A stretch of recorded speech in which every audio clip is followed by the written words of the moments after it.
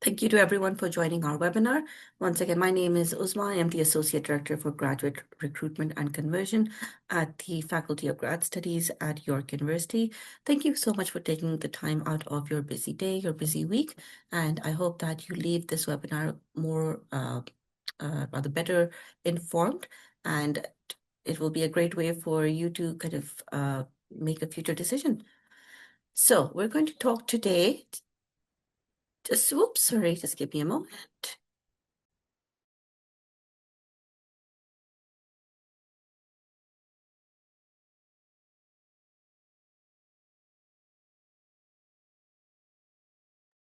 So today we're going to talk about what is a grad school and how do I pick a program. Grad school is such an exciting opportunity, and I'm sure that when you decided that you want to do a master's or a PhD, your mind was kind of racing. There's so many opportunities, so many possibilities out there. So hopefully you will have some questions answered through this webinar. And if you do have any questions, please pop them in the Q&A, and my colleague Eileen and I will do our best to answer you at the end of the webinar.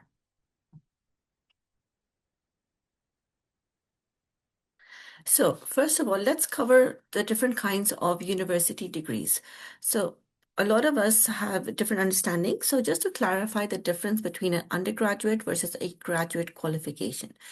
You do your undergraduate education after graduating from high school, or in different countries, it might be the GCSE system, after IB, after O and A levels, etc. So there are different kinds of bachelor's degrees. There are 3-year general or ordinary degrees.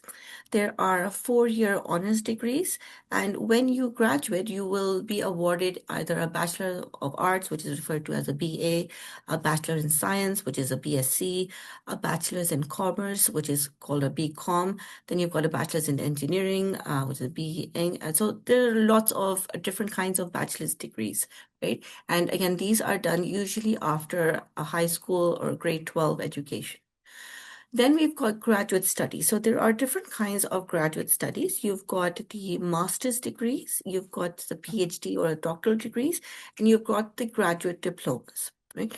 So to be able to pursue graduate education, you must first complete undergraduate education, right?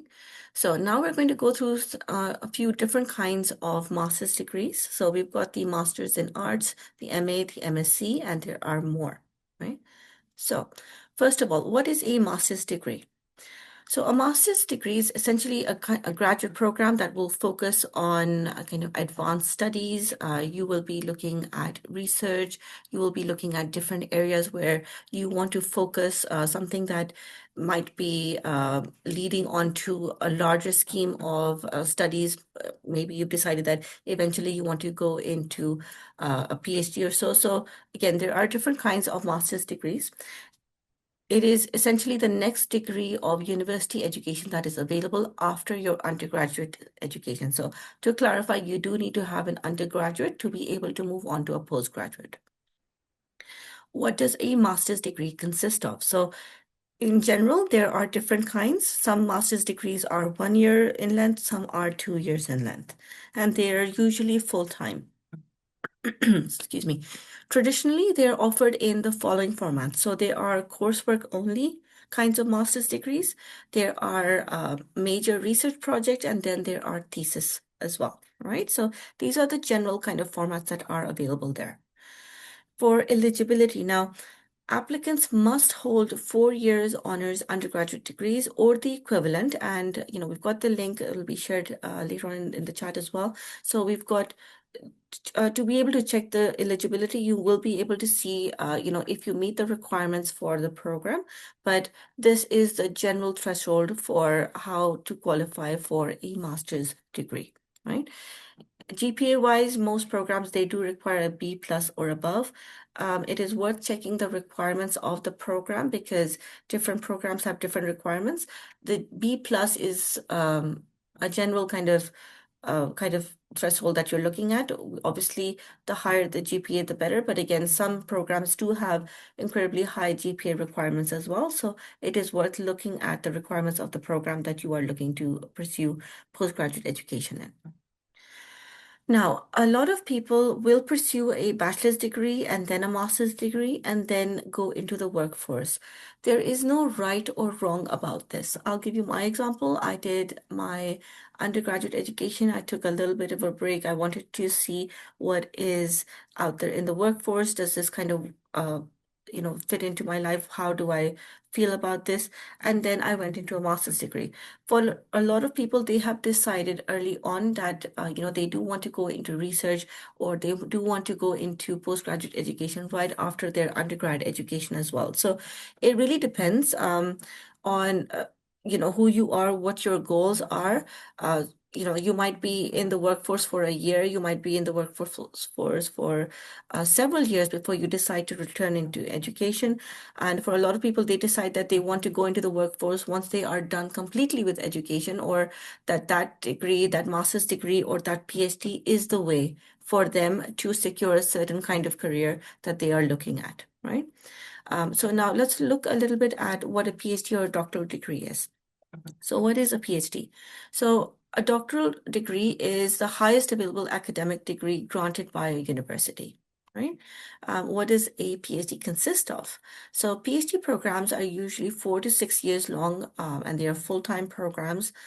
You are looking at a lot of time that is spent between research and, kind of working on your thesis, your kind of uh, I would say a lot of times, sometimes students will look at the first year as kind of discovering, gaining more insight and depth. So a lot of time is obviously done in research, but kind of you're always working towards your thesis in the long run, right? A lot of PhD programs will consist of a few courses, a qualifying exam, and then years of research, like I said. Eligibility. Now, applicants must hold a master's degree or the equivalent. So this is not a qualification that you can jump into right after your undergrad, right? The way that you are looking for to move is doing your undergraduate education, doing your master's, and then applying to do your PhD, right? And again, PhD programs do look for a GPA of a B plus or an A minus and above. Again, each program has different requirements. Have a look at the program of interest that you are looking at to see if you meet the qualification, if you qualify to apply for the program, right? Once you complete your PhD, you will earn the right to be called, doctor, first name, last name. So that is where the PhD comes from, the doctorate. So you are officially recognized as doctor next to your name when you complete the PhD qualification and have graduated. Then there's another kind of qualification, which is neither a master's or a PhD. It is called a graduate diploma, right? So we do have a few standalone graduate diplomas, and some of the examples that we have available at York University. We've got biotechnology, we've got Jewish studies, we've got management, nursing, and professional accounting. Right. The entry requirements are the same as they would be for a master's program. So you do need to have completed an undergraduate qualification successfully, and there will be requirements for the GPAs and entry requirements again that you can see in more detail on those graduate diploma, application pages. We've also got concurrent graduate diplomas, and some of the examples are democratic administration, health psychology, and refugee and migration studies. Now, diplomas do not function as an upgrading tool or as a fourth year of study to supplement kind of. So if you have a 3 year undergraduate degree, that is your undergraduate degree. You can't do a diploma to kind of add in years of education towards maybe the requirement to apply eligibility wise for a master's degree. So one thing that we'd like to clarify, just because sometimes people may come from a different country where a 3 year bachelor's degree might be accepted for other courses or other master's programs, but generally at York University we are looking for a 4 years honors undergraduate degree for you to be eligible for admission into a master's program. There are over 100 graduate programs at York University. So if you scan the QR code, you'll be able to see the link to take you to the page for graduate programs. We've got a variety of faculties. We've got several different campuses. So I do recommend that you take some time to really do your research in the kind of program that you would like to see yourself graduate from with a master's or a PhD. Again, we are a research intense, faculty, and the Faculty of Grad Studies on its own is over 60 years old. We value scholars. We have a wonderful community of scholars, and we'd love to see you here as part of our graduate community of scholars. So again, have a look at all of the wonderful programs that we offer. We've got a lot of information out there, and if you require any more information on, any of these programs, please do not hesitate to reach out. Right? Now, every university is different. So every graduate school offers its own unique programming. Each school will offer different programs. They'll have different credentials and different program formats. So, for example, internationally, PhDs might look different. There might not be coursework. And that's something that you just need to keep in mind when you are researching the right kind of program for you. Okay. A day in the life of a grad student. So you might be spending your time in class, in seminars, in labs, attending conferences. You might be spending a vast majority of your time in a lot of reading or completing assignments. You might be working concurrently on your own research project. You could be putting together funding applications. There'll be time that will be spent either meeting with a professor, a research supervisor, going through kind of some of the ideas that you have in mind, kind of honing your research ideas. You could be attending as a guest lecturer from either you might be giving a talk as well, you might be attending a lecture as well, and you could be working as a TA. And, of course, we would definitely love for you to be spending some of your time socializing with peers and colleagues. Do remember that you are here to work towards a certain goal, but also take the time to enjoy your life as a grad student. um, as long as it sounds the year or two of your master's or the 4 or 6 years as a PhD student, it will fly, and someday you will be looking back with fondness. So again, take that socializing part a little seriously as well. Right.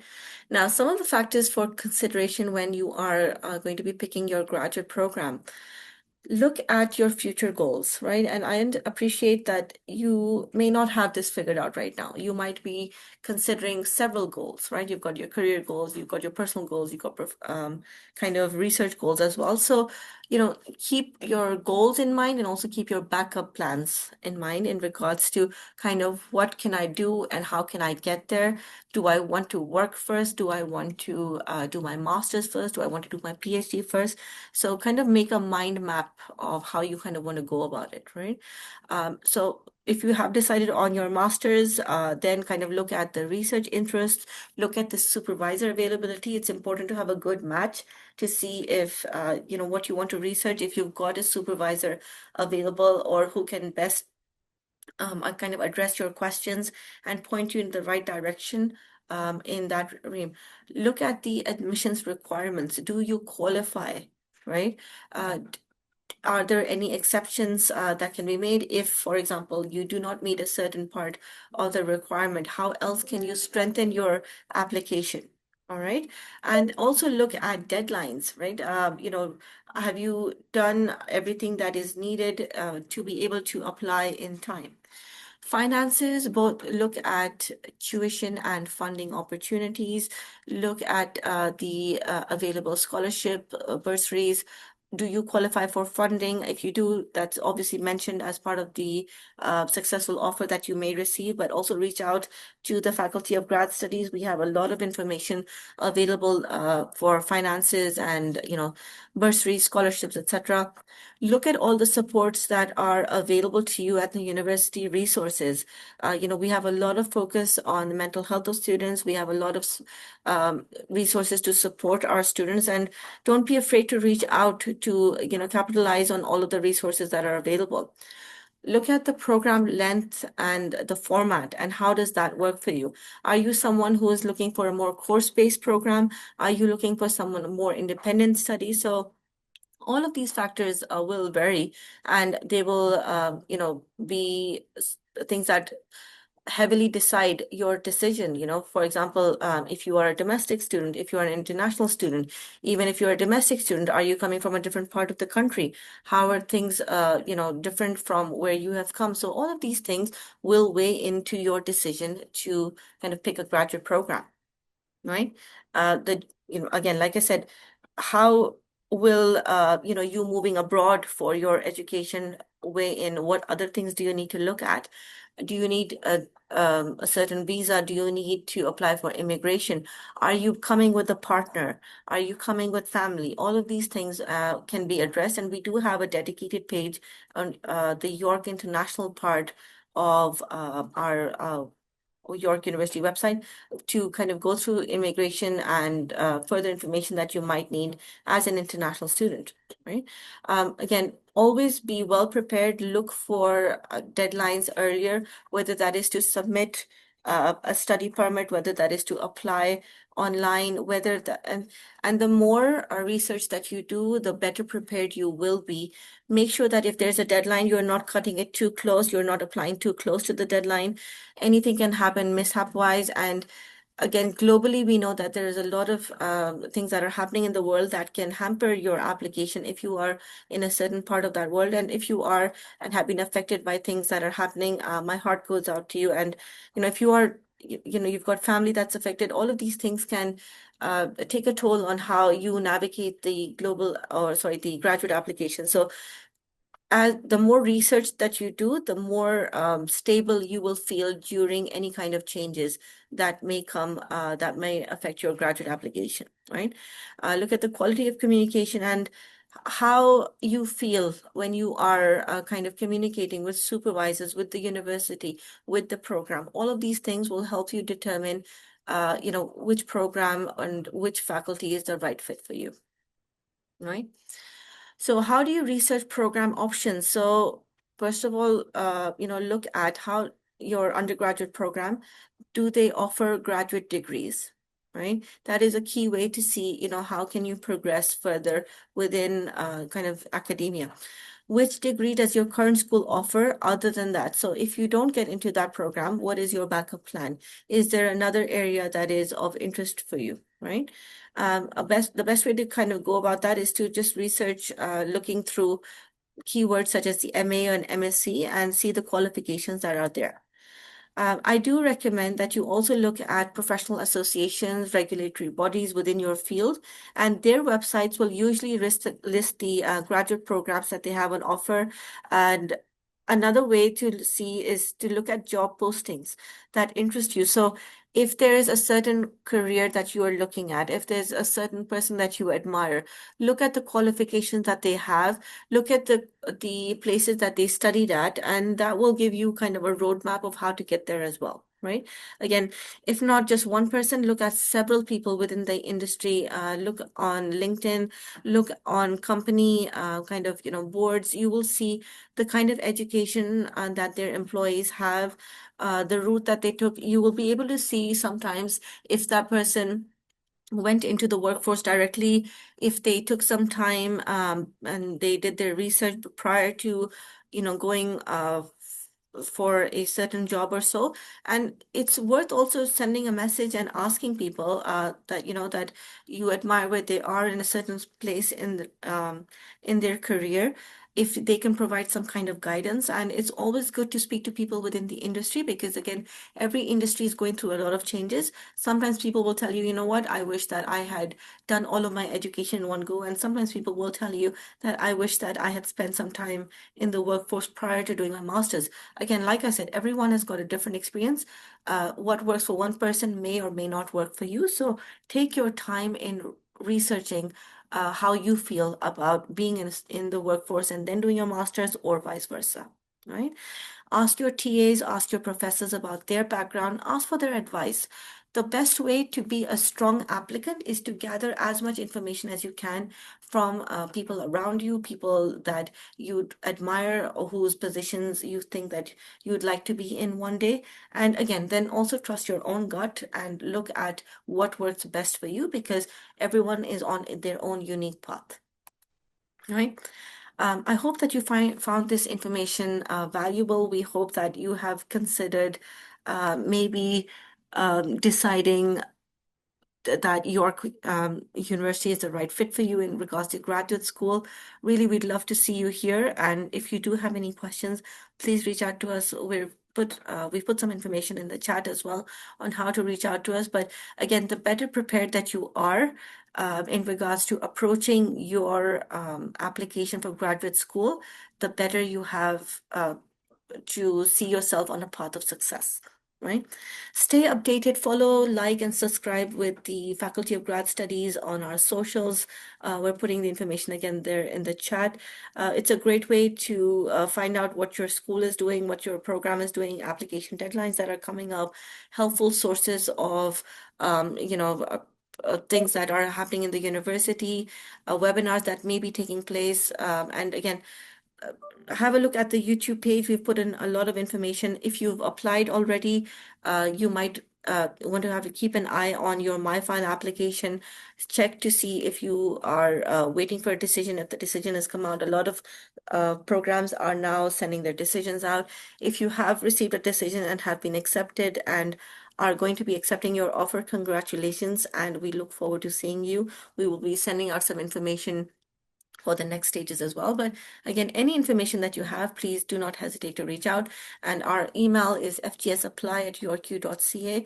We look forward to hearing from you, and any questions that you have, you can drop them in the Q&A, and Eileen and I will be happy to kind of go through them.